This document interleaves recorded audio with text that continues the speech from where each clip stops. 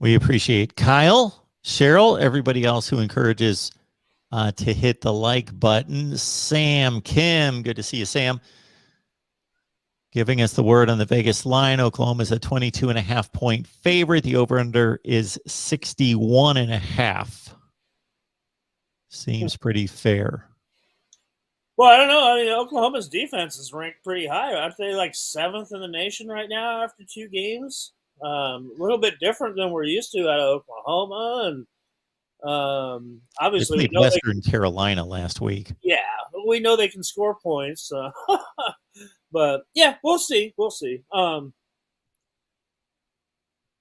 boy, it's just Nebraska is such a hard team to call when you're looking at the point spread and where games are played and who they're playing against. It's just such a rough call. And in my opinion on that, if you're looking at betting information or what have you, just go with what Vegas is going with. That's your best bet on that one. So we've got our Oklahoma fans in here on the Oklahoma channel. Want to remind everybody that whether you're a Sooners fan or a Huskers fan, we've got our Oklahoma show Wednesdays at 12:30 Eastern time. So that's tomorrow. Yeah, tomorrow already. Wednesday, 12:30 Eastern, 11:30 in the morning Central time over on the Oklahoma channel. All right. You gonna send me a wake up call? I will. A wake up call. Yeah. I can send you a wake up call. Okay. It's going to come about 3 minutes after my wake up call because anytime I've got an early one like that, yeah, you never know if I'm going to be rolling out of bed or not.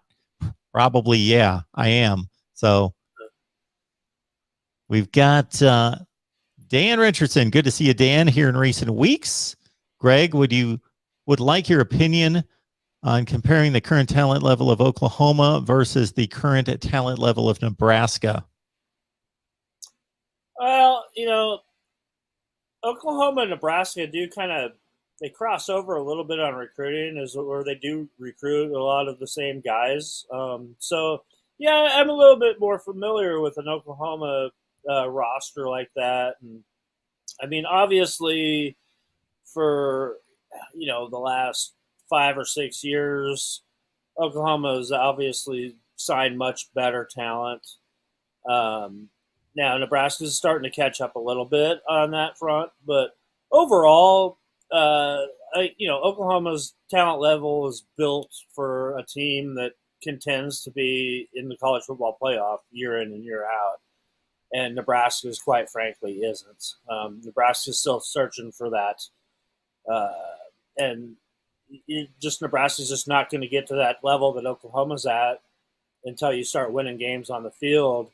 And, ironically, if you think about this game, and by some miracle, Nebraska pulls out a win in Norman on Saturday, imagine how much of a boost in recruiting that would do for this Nebraska program right now to get them on that trajectory to where Oklahoma is at right now.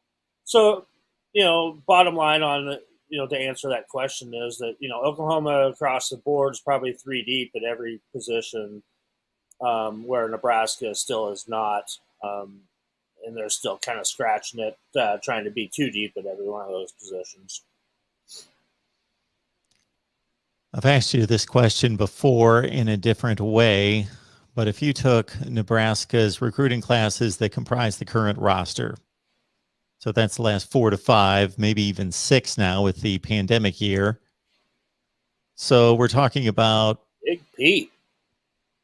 Talking about probably recruiting classes that have probably averaged about 20 to 25 in the country, according to the services, something in that range, 20 to 25. If you take Oklahoma's, they're probably around the lower portion of the top 10.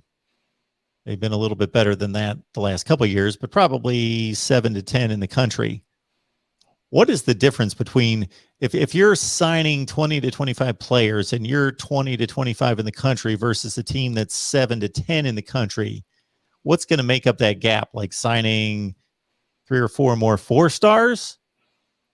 Well, that's what it's all. That's yeah. I mean, that's basically where it's at. It's your star ranking, your star rating that you're recruiting to. And it's a whole different story when you look at the analytics on those classes on how they pan out. After these guys have completed their college careers, when you're talking about 4-star recruits compared to 3-star recruits, and the bulk of your classes are going to be 3-star recruits most of the time anyway. But Oklahoma's got that in that higher echelon where that gap is much closer between a 4 and 3 stars, and then you throw in a couple of 5 stars where Nebraska doesn't typically get a 5-star recruit. Baker Steinkuhler was the last 5-star football recruit that they got, and he was a product right out of Lincoln here.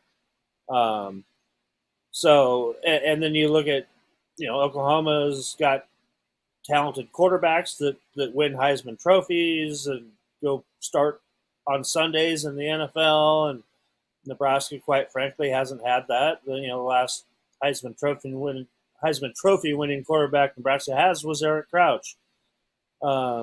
So those kind of discrepancies, you're just going to get those higher ranked kids that want to go somewhere where they're guaranteed they know they're going to go play in a conference championship every year and have a chance to go play for a national championship every year. And the kids these days are right, quite frankly, are too young to even remember when Nebraska was at that high caliber of a program where that you were guaranteed to be, playing for a national title every year almost.